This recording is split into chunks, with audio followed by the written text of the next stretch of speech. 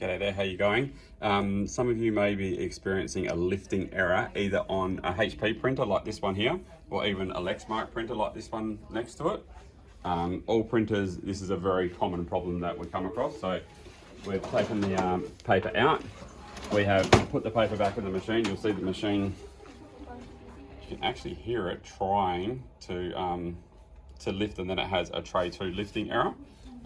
What it is actually a piece of paper has got stuck behind the tray and is in front of the lifting motor. So what you need to do is to take out the tray. So if you lift out the tray like so, and if you have a look behind the tray, you will see that a piece of paper has been caught there. So what's happened is that piece of paper was loose when you took the tray out, and when you pushed it back in, it's actually squashed back up over the lifting engines.